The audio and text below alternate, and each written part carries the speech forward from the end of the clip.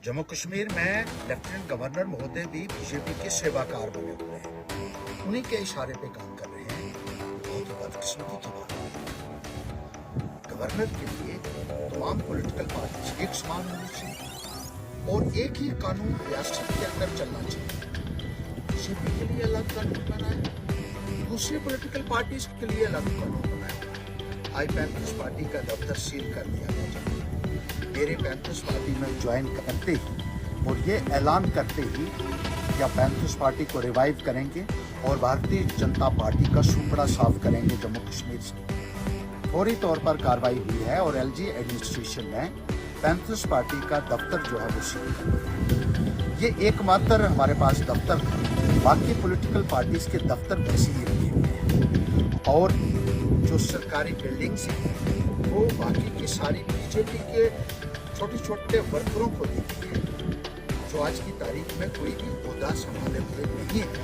वो भी बीजेपी के लोग बंगलों में रह रहे हैं। सरकारी जो बड़े बड़े मैंशंस हैं, जो मिनिस्ट्रियल बंगलोज हैं, ना इनका कोई किराया देता है, ना बिजली का किराया देता है, ना पानी का किराया देता है। इन लोगों ने अपने बाप की जागीर समझ रखा है इन बिल्डिंग्स को, इन बंगलों को, और लेफ्टिनेंट गवर्नर महोदय पूरी शय दे रहे हैं इन लोगों को। हाई कोर्ट ने भी कहा है कि इनको बाहर निकाला जाना चाहिए, लेकिन उसके बावजूद भी उनको नहीं निकाला गया।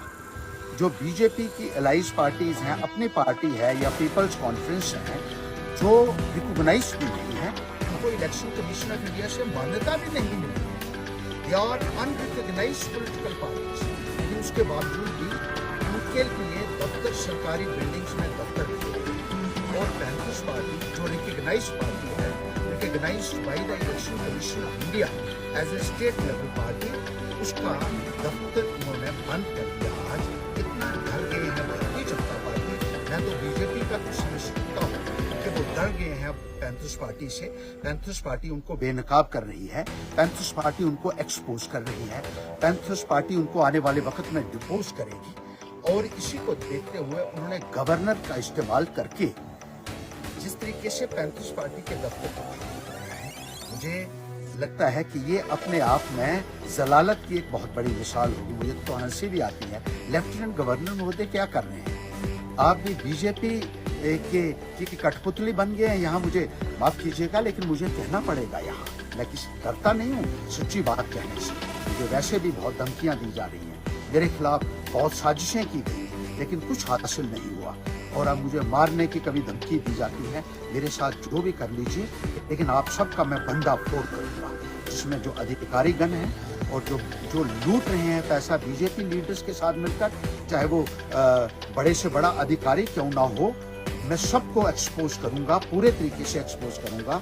और सीबीआई से मैं ये कहना चाहता हूँ कि सीबीआई जो है इस बात का संज्ञान क्यों नहीं लेती है कि बीजेपी के लोग लेफ्टिनेंट गवर्नर और उनके एडमिनिस्ट्रेशन से मिलकर, उनके अधिकारियों के साथ मिलकर टैक्स पेयर मनी को चूना लगा रहे हैं। हाई कोर्ट के आदेश के बावजूद भी ये लोग उन बंगलों में रह रहे हैं जो टैक्स पेयर मनी से बने हुए हैं, और इनको कोई नहीं पूछता है। दो कानून कैसे चल सकते हैं? सीबीआई को इसमें एक्ट करना चाहिए फौरी तौर पर। विजिलेंटे ऑर्गेनाइजेशन का अगर कोई जमीर आपका बाकी है तो आप इन लोगों के खिलाफ कार्रवाई कीजिए। और जो एक नेक्सस बना हुआ है एलजी बीजेपी का, इस नेक्सस को तोड़ना बहुत जरूरी है। और मैं हाई कोर्ट से अपील करूंगा कि इससे पहले कि हम फॉर्मल पिटीशन लेकर आपके पास आए, कंप्लेंट लेकर आए, आपको सुओ मोटो इसका कॉग्निजेंस लेना चाहिए कि जम्मू कश्मीर में किस तरीके से अपोजिशन पार्टीज के खिलाफ लेफ्टिनेंट गवर्नर महोदय भी बीजेपी के साथ शामिल हो गए हैं। ये एक सबसे बड़ी जलालत भी है और बहुत बड़ी लूट भी है। सरकारी खजाने की लूट हो रही है, टैक्स पेयर मनी की लूट हो रही है। क्या चीफ जस्टिस महोदय इसका सुओ मोटो संज्ञान लेंगे? क्योंकि बाकी अदारे जो हैं, चाहे सीबीआई है, चाहे विजिलेंटे ऑर्गेनाइजेशन है, वो भी पहले ही कोर्ट ने कहा गया है कि ये तो सरकारी तोते हैं और ये सरकार के इशारे के ऊपर नाच गए हैं। और जो थोड़ी सी उम्मीद कानून से बाकी है, कोर्ट से, अदालत से बाकी है, क्या कोर्ट इसमें इंटरवीन करेगा और इनके खिलाफ कार्रवाई करेगा जो मिली भगत से सरकारी खजाने को लूट रहे हैं एलजी की एडमिनिस्ट्रेशन और भारतीय जनता पार्टी की लीडरशिप, और न केवल बंगलों के ऊपर कब्जे किए, सरकारी गाड़ियों के ऊपर बीजेपी के लोगों ने कब्जे किए हुए हैं। और लेफ्टिनेंट गवर्नर महोदय, आपकी एडमिनिस्ट्रेशन इनको पूरी शह दे रही है। ये मसला भी देखना चाहिए कि ये गाड़ियां सरकारी खजाने से, टैक्स पेयर मनी से खरीदी गई हैं, और इसी तरीके से सिक्योरिटी का दुरुपयोग भारतीय जनता पार्टी के नेताओं द्वारा करवाया जा रहा है।